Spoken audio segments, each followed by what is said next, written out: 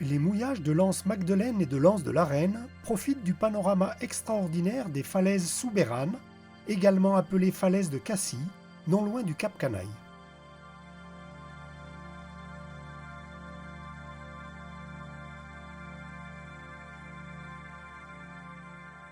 Sur le flanc est de la pointe des Lombards, l'émissaire de la station d'épuration que l'on verra plus loin est long de 250 mètres vers le sud.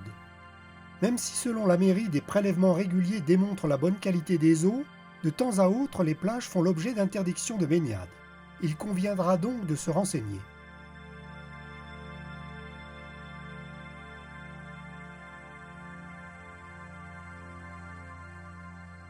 Les fonds aux alentours de la pointe des Lombards sont malsains, avec 1 à 2 mètres de fond, de nombreuses têtes de roche, surtout vers le nord, pratiquement jusqu'au pied du château.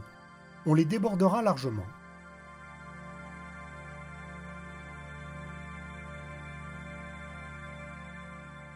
L'anse Magdeleine est à 0,6 milles, soit 1 km au sud-est du port de Cassis, qui fait l'objet d'une vidéo dédiée. Le mouillage de l'anse de la Grande Mer est décrit dans la vidéo du port de Cassis.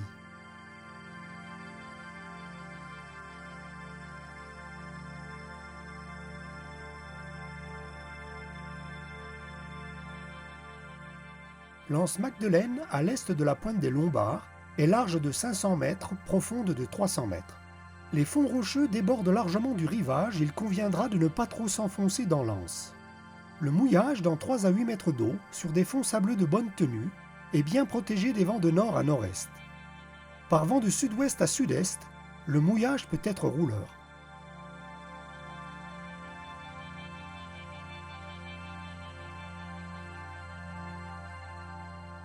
Les amateurs pourront approvisionner au caveau de vente les excellents vins blancs de Cassis du clos Sainte-Magdeleine, situé sur la pointe du Corton.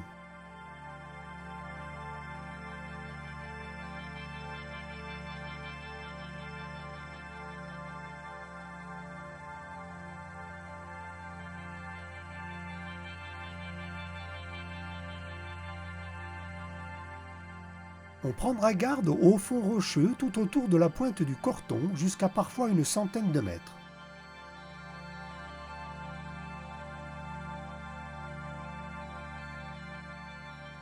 Plus petite que sa voisine, l'anse de la Reine est large de 300 mètres, profonde de 200 mètres. On se tiendra à plus de 100 mètres du rivage très rocheux. On mouille dans 4 à 5 mètres d'eau, sur du sable avec parfois des zones rocheuses. La protection est identique à celle de l'anse Magdeleine. Le cadre est magnifique et sauvage, l'endroit arboré, aux eaux cristallines. Il y a toujours un peu de monde en saison.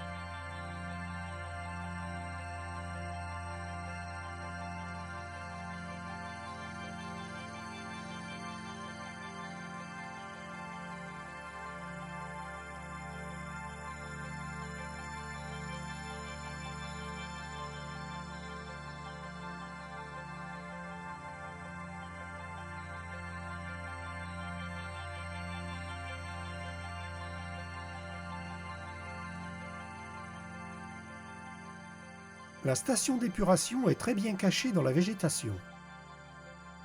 Pour se ravitailler, on pourra laisser l'annexe sur la plage voire au ponton quelque peu délabré et dangereux.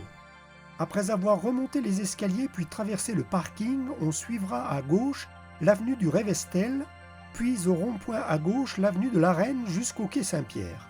On se reportera à la vidéo du port de Cassis pour plus de détails.